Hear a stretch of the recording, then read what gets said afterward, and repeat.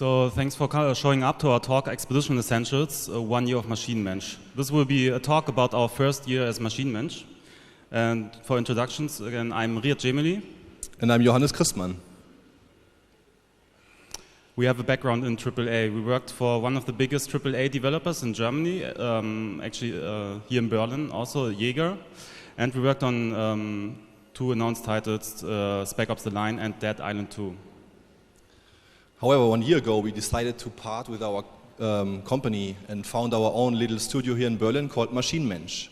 Our goal is to work on smaller, more personal games to explore new genres and platforms. Yeah, and our debut title is called The Curious Expedition. It's a roguelike expedition simulation set in the 19th century. We have a small trailer.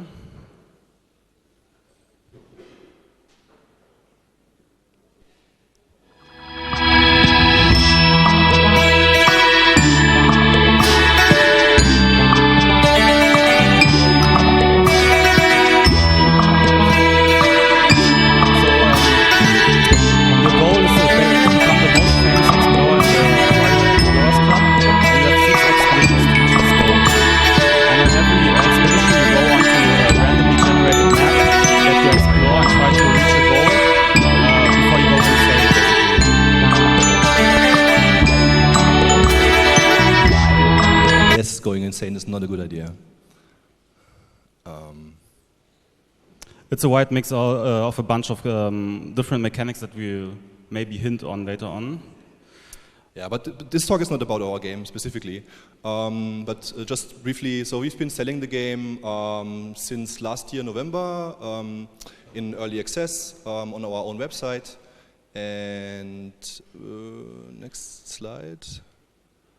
Soon we're going to release it on Steam, probably in May, roundabout. It's still running in the browser, but once we hit Steam, it's going to be a standalone game. So this talk, like I said, is about our first year as Maschinen Mensch, the learnings that we have so far and the kind of roots that we've derived for ourselves in this year. So the first one is theme first, genre later. Then the second one is you are more than your game. And the third one is experiment. And we will talk in more detail now about these different points. It seems we have some minor technical problems. In case the display goes off, we'll just continue without it. So no panic. So theme first, genre later. So when we started, this was all of our design doc. After coming from AAA and the 100 pages of design docs and so on, we tried to approach this time from a different direction and just focused on just a very basic idea and a very basic setting that we would want to explore. And this is all we had. Expeditions in the 19th century. This sentence has guided us through the whole process. So the next step, after coming up with this extremely carefully designed design doc, we created some prototypes. Yeah, they were very simple. We went pretty early on in the direction of turn-based stuff, exploration on randomly generated maps. But we also experimented with real-time combat and so on. And we evaluated our prototypes, and pretty quickly we found that they were awesome fun. We found the core loop pretty quickly. Not. No. So actually we failed hard with our first couple of prototypes. It was pretty overwhelming. We felt like, oh no, we're kind of inventing a new genre, because we didn't try to just take something and try a different game and skin it differently. And even when we now say it's like a roguelike, that's like the one that fits the most right now, but it's not where we started. We really started to kind of like just adding random mechanics. We almost canceled the project a couple of times, and even as recently as 2014, when we founded the company, we went completely back to zero and removed all the features again. After coming back from Ludum Dare and working on such a small game, we noticed, oh shit, this is kind of overwhelming, the game that we're actually working on.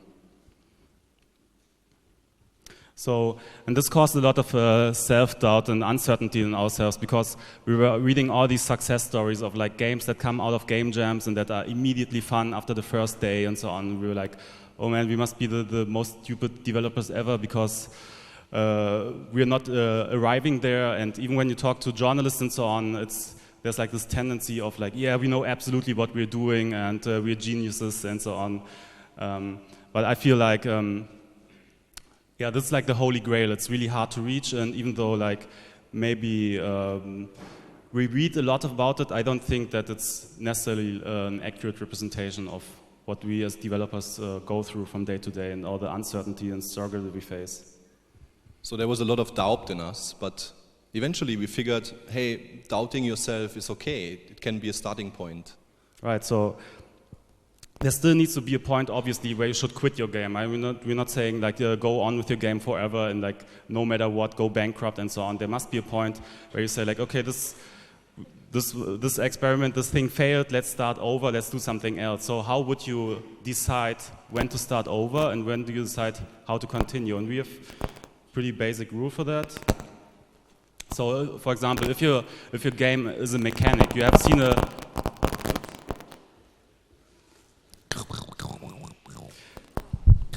me or this one? So if you hello, is it still working? Yes. So if your idea is a mechanic, this is getting worse. No. Sorry for the technical inconvenience. I just try. So if your idea is a specific mechanic, like a mechanic that you saw in another game, and then you think. Sorry, try that. How many of these have? Can you hear me again? Okay, cool. So if your idea is a specific mechanic, like a super cool weapon that I don't know shoots bolts that reflect on the wall and stuff, or if it's like a specific move set, and these things don't work out. Well, all you have left, since you didn't have a theme in the first place, all you have left is nothing, basically. Your idea didn't work, and you're kind of forced to stop and do something else, try a different mechanic.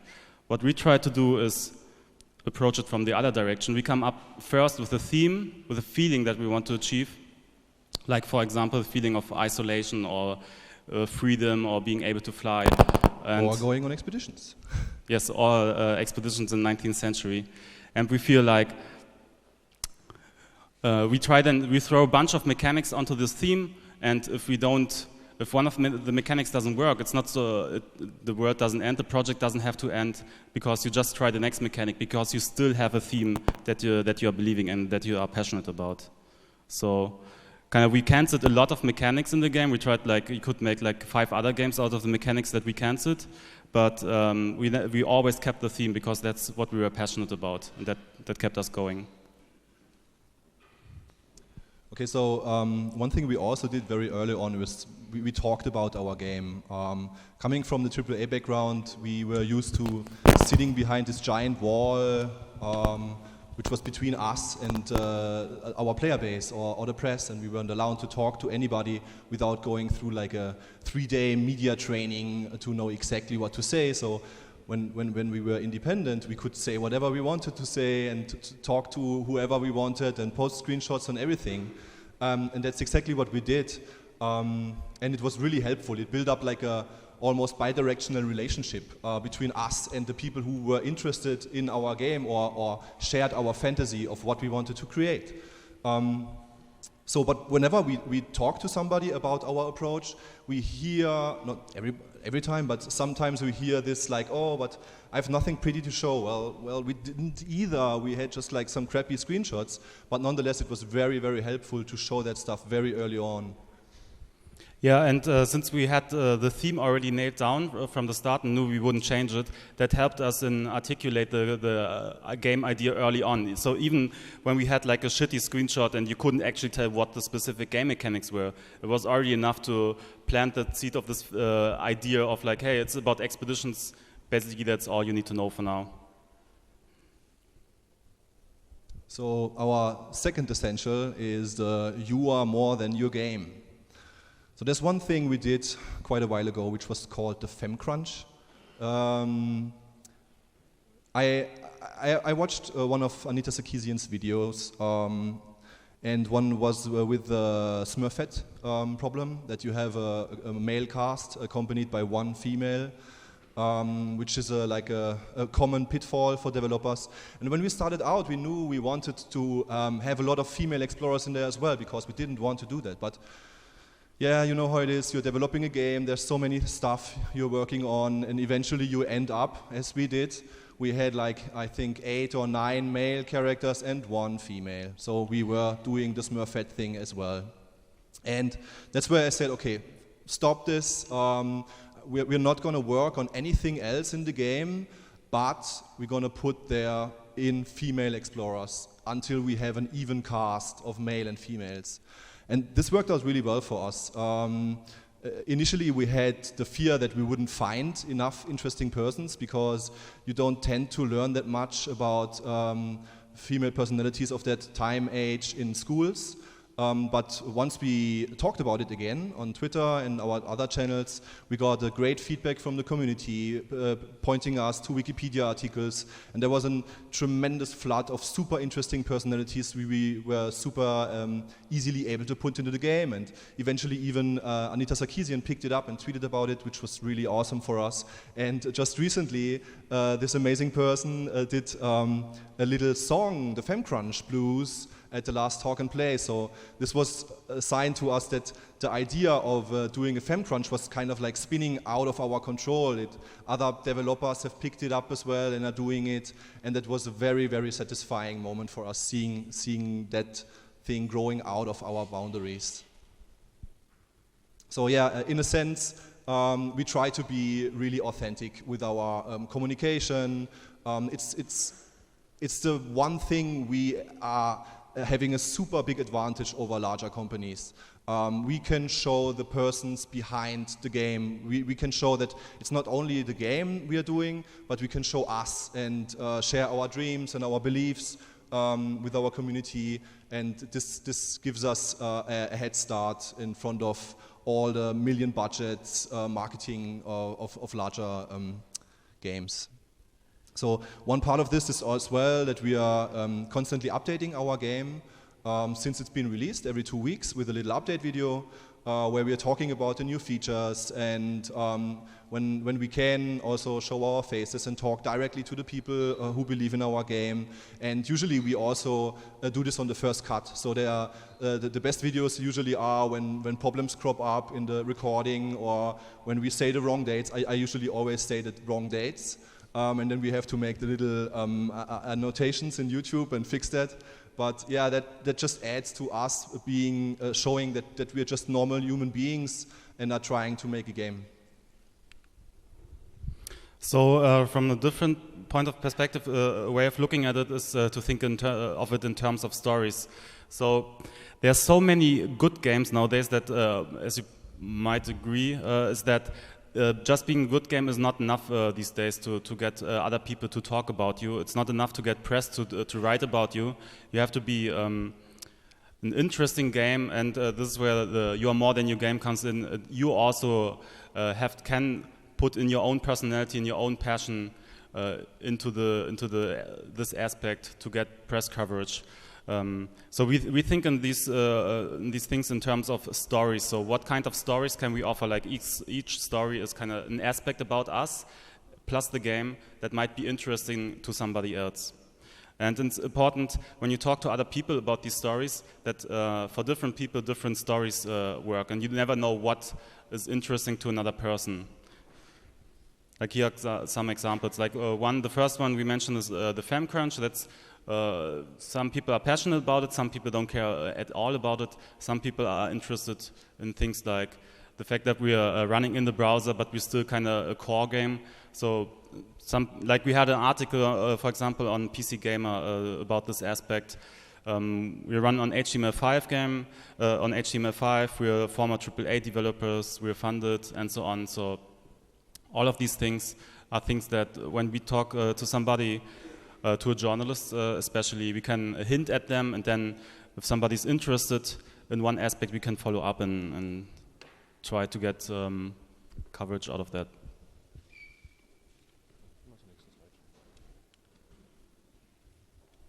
So another thing is that we feel strongly about is that networking or being part of a community. And we have this rule of give before you take.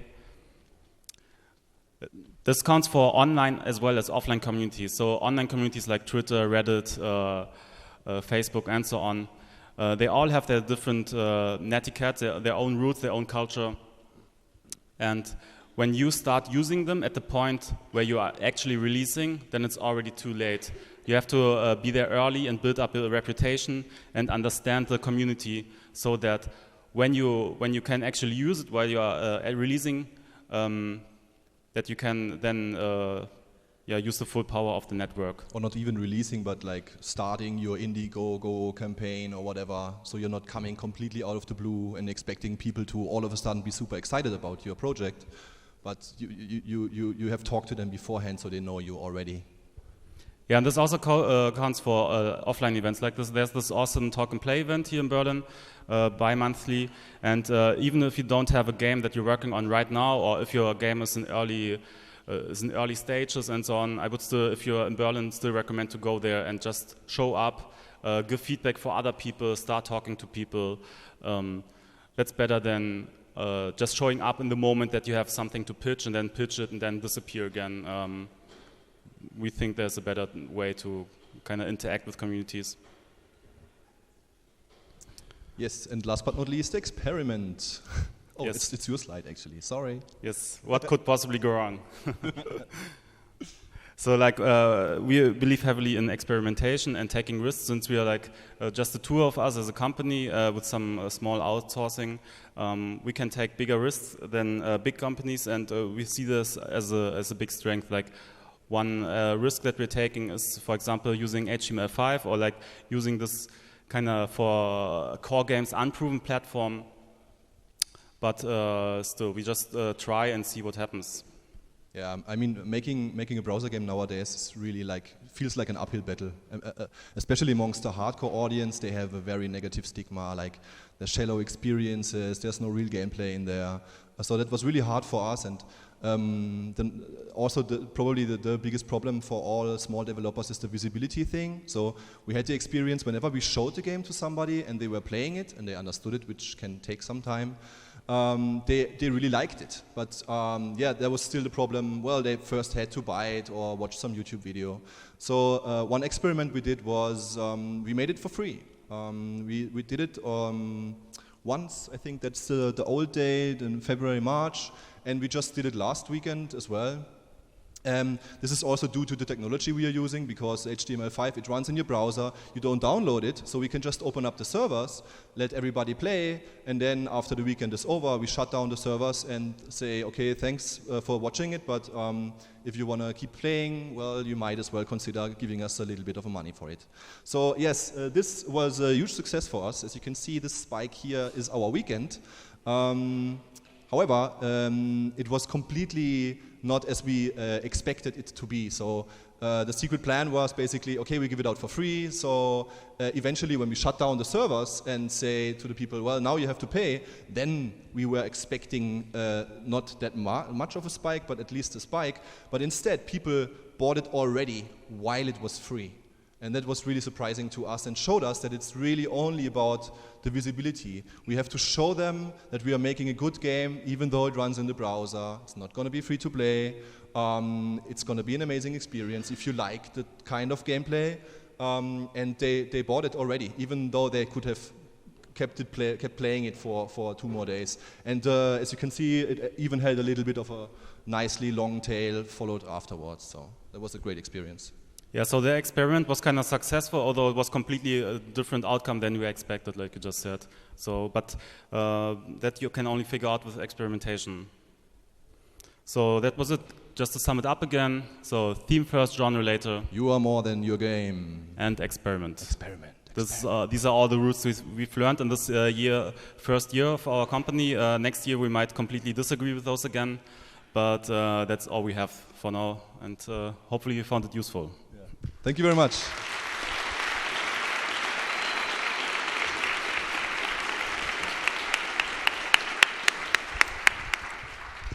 Thank you, guys. Again, we have time for a couple of questions, but because we moved to wired microphones, I'll ask you guys to repeat the questions asked by the audience so everybody can hear what they said.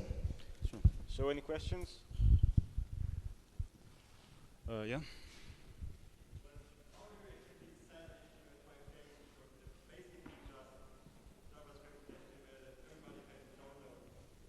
So the question is, how do we sell an HTML game even though everybody can just download it and they have it running on the machine once they play it? That's a question for you, Riad. Yeah, I guess that's a question for the coder more. Yeah, in general we use the kind of premium model, so you pay like $10 and then you get the full game. So we don't have any like free-to-play aspects or in-app purchase or all that stuff. And there are certain things to make it harder for people to like pirate the game, like for example like obfuscating and minifying the code and so on. But ultimately, you cannot stop it. But you also cannot stop it if you do like a desktop app. Then people, if you have it DRM free, people can also copy it and send it via email to somebody else. So sure, if there would be an easy way to completely remove that, then would be awesome. But there is none, and it's actually, we don't think it's worth the effort to like completely stamp out all the piracy forever. It's kind of yeah, pointless.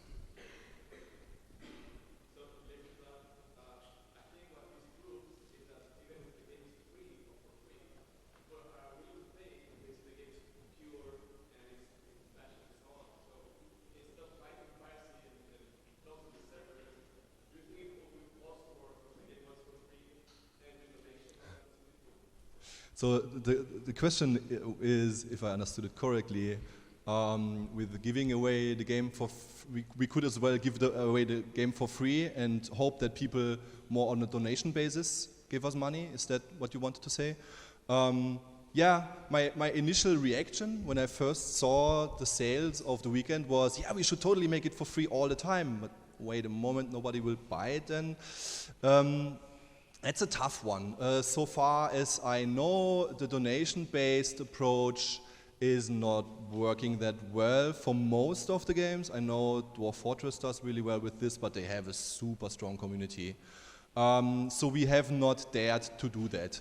And also I would fear that if we would go down that road of making it the game for free all the time, once you do that, it's really hard to go back. And we really, really don't want to go the free-to-play route with introducing microtransactions and stuff. And I fear that if we would do that and would not make enough money to be sustainable, because we want to have a sustainable company and we want to make more games, we would eventually have to do something like this, to introduce free-to-play elements into the game. So that's probably why we're not going to do it.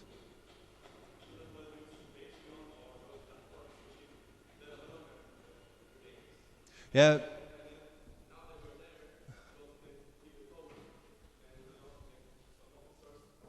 Yeah. Okay. So Patreon and open source. Yeah. I don't know. Patreon is a great thing, and I think it works really well for like journalists, at least from my perception. But for game makers, it's really hard. You have to have a really strong reputation as a game maker that Patreon is working for you, so people know what to expect from you. So I don't know if Mesov or anybody who has a big name would say, okay, I'm making a Patreon to just chew out games, they're going to be for free and open source. Probably that would work. Maybe that would work for us in the future if we are able to survive long enough. But for now, with us being relatively new and having only a small following of people, I don't think that would work out for us and we would be able to pay our bills. Yeah, also one reason why it worked so well for us is that it's a news event. It generates a news story, especially during our first weekend when we also got covered by Rock Paper Shotgun again. If you would do it and then we close it again after 2 days, and then we have a new opportunity to have like a new news event after the next time when we do it. If we would keep it open constantly, then we would get like some press at the beginning, hey, this game is free from now on, but people wouldn't write about it after 1 month again, and then again after 1 month and so on. And like grabbing this attention is the hardest problem, so you have to be kind of smart how you time your news events. Okay, we have time for one more question. So how did we approach funding for our studio? Yeah, we got funding through the Medienbord Berlin-Brandenburg in this region, so it's kind of like state government funding help. They fund 50% of the project, so the other 50% of the money you have to come up on your own, which in our case is our savings. Okay. Yeah, I thanks guess a lot. that's our time. Thanks a lot.